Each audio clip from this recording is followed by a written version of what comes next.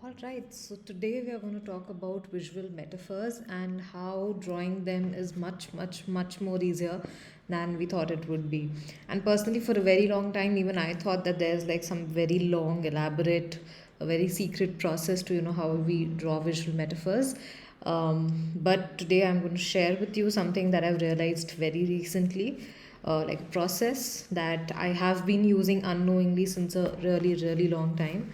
That has helped me make my visual conversations much more fun, and helped me hook my audience to what I'm talking, and also help me make sure that they understand the concepts better, and they stay fun. Okay, so for a very long time, I thought that if I had a situation that I had to draw, I would have to figure out the exact object or another situation in real life or another system in real life that could replicate the characteristics of the situation that I'm trying to draw.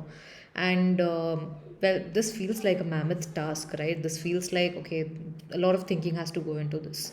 But if we just reverse this entire process, okay, instead of finding a metaphor that would finding some other system that would come together to make the perfect analogy or the perfect metaphor, what if we simply started to represent the metaphors that we use in our everyday lives, um, just the way they are in our visual conversations. Okay, so I think I've confused you enough with what I've been talking about, blabbering about. So I'll jump in to show you some examples.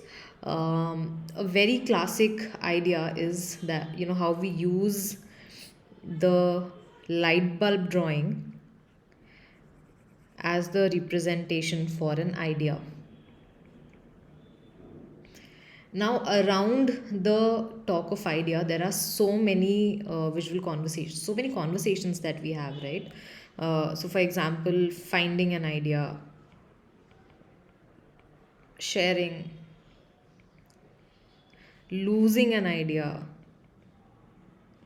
like, and the list goes on, right? So there are so many conversations around an idea that we have.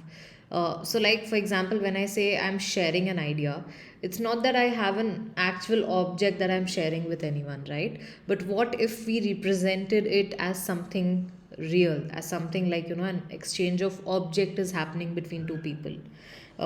So um, let us go with finding an idea because I have a very good visual in my head about that. So for finding, what I'm going to do is I'm going to make a land, a pit here, a dirt pit here,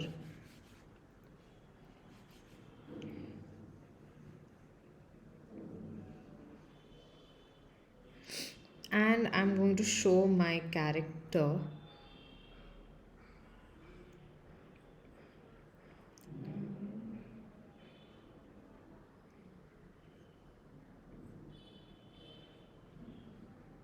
holding the light bulb as if they found something.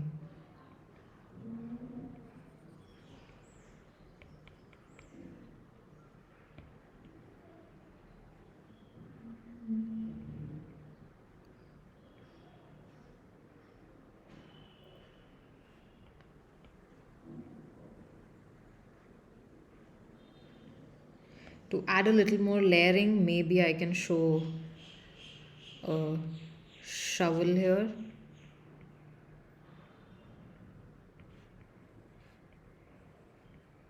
that the person found an idea, right? Or they dug through their thoughts to find an idea, right? So you can play around with the objects that you have drawn. These can be your thoughts, your notes, briefs, and out of everything that you had, you discovered an idea. Okay, so this is one very simple way to represent what we say in exactly like how you could picture it in your head. The second idea could be when we say when we say someone that their words feel very hollow. Okay, so this is a conversation between two people, so I'm just going to draw two people here. Now, the person who is accusing will probably have an angry look, and the person who is being accused will probably have an upset look, right? So, we can show this person giving this hollow tube,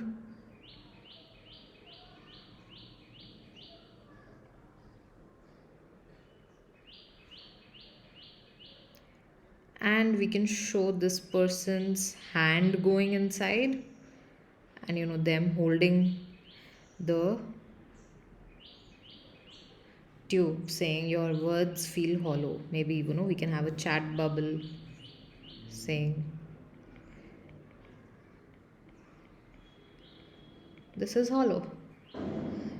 Okay, the third idea that comes to me right now is fleeting thoughts, and catching a thought or making a note of it. So when I say that, whatever your thoughts are, have a notepad, have a notebook, and write your thoughts. So what I'm basically asking you to do is to capture the thoughts that you have.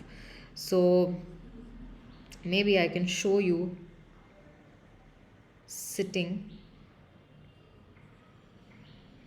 somewhere,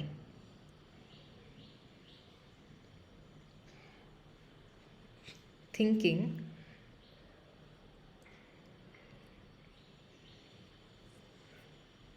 holding a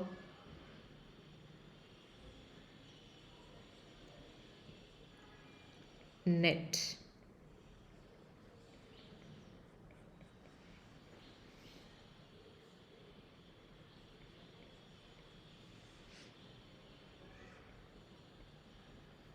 Capturing your thoughts.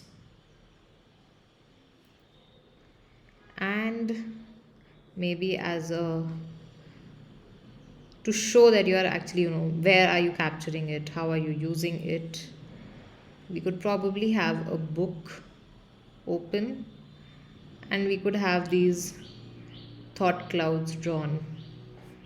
So this is capturing your thoughts, right? So the idea behind using metaphors in such a way is that instead of trying and going too far to look for a system that aligns with your idea and what you're trying to represent, you just try to identify the pre-existing metaphors that you're already using in your conversation, because we use so many of them, so many of them that we hardly even recognize most of them nowadays, because like they're just a part of our conversations now.